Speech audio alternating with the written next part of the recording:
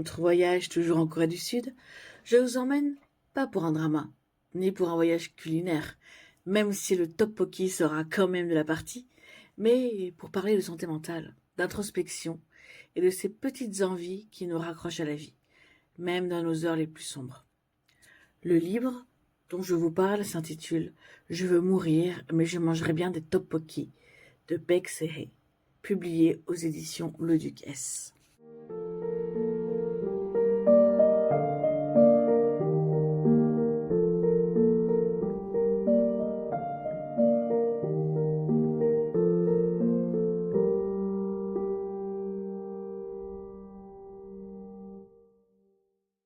Ce titre, intriguant n'est-ce pas? À lui seul, il capture toute la contradiction intérieure d'une personne déprimée, qui malgré tout continue de ressentir des petites pulsions de vie. Comme d'habitude, il n'y aura pas de spoiler dans ma chronique, mais je vais rentrer un peu plus en détail. Le livre est sorti le 31 octobre 2023. Il fait 240 pages. Et petit clin d'œil, il a été recommandé par RM de BTS sur BookTok, ce qui lui a valu une visibilité internationale.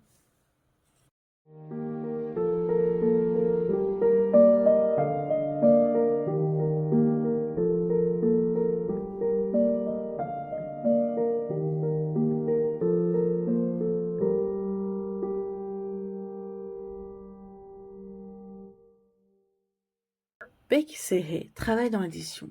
À l'extérieur, tout semble aller pour le mieux.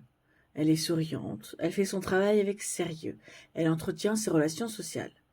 Mais derrière cette façade, Beck est rongée par l'anxiété, par le doute permanent, par une forme de mélancolie insidieuse.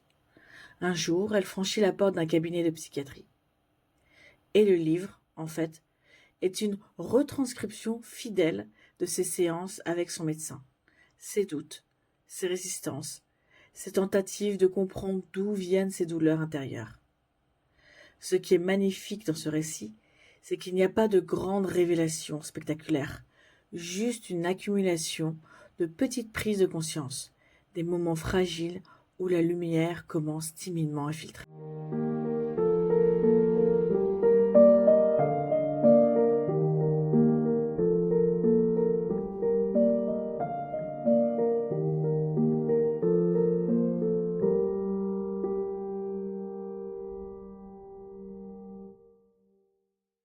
Lire ce livre, pour moi, a été comme lire un journal intime, sans filtre. Baek Se-hee n'essaie pas de se rendre aimable. Elle est dure envers elle-même, elle est critique, parfois injuste, souvent perdue. Et pourtant, elle est terriblement humaine. On se reconnaît dans ses hésitations, dans ses contradictions. On se surprend à penser « Moi aussi, j'ai déjà ressenti ça », sans jamais réussir à le formuler. Le livre explore en profondeur plusieurs sujets. La dysthymie, cette dépression légère mais constante qui use lentement, l'anxiété sociale, ce besoin de paraître irréprochable pour éviter d'être jugé, le trouble de la personnalité histrionique, cette obsession pour l'apparence et l'image qu'on renvoie, l'estime de soi fragilisée, l'auto-sabotage, la peur de ne jamais être assez, les normes sociales étouffantes de la société coréenne, où l'université dont vous êtes diplômé, votre apparence, votre réussite sociale, dicte la valeur qu'on vous accorde. Ce qui est fascinant aussi, c'est la manière dont le livre illustre les paradoxes. Être rongé par le désir de plaire tout en refusant les compliments. Être assoiffé de densité tout en portant des masques en permanence.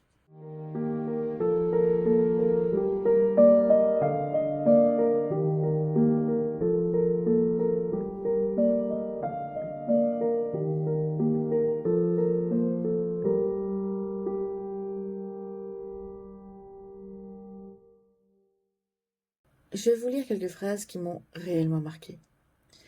Les personnes qui semblent arrogantes sont souvent celles qui ont une faible estime d'elles-mêmes. Lorsque vous traversez des épreuves, il est naturel de penser que votre douleur est unique. Ce n'est pas de l'égoïsme. Ne laissez jamais un loisir devenir une source de stress. Quand on touche enfin le fond, ce n'est pas forcément une chute, c'est aussi un point d'appui pour remonter.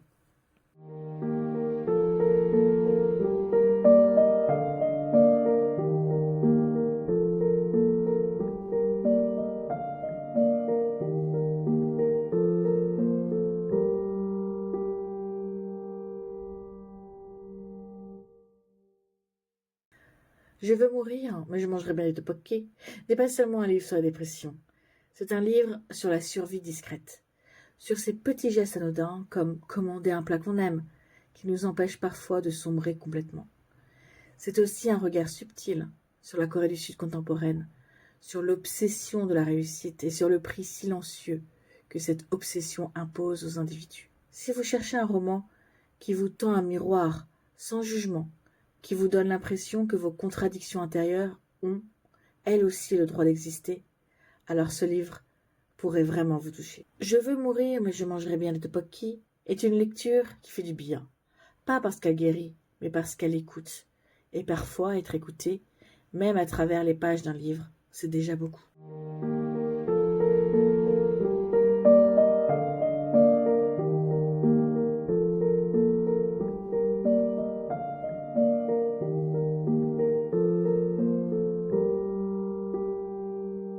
Merci d'avoir écouté cet épisode.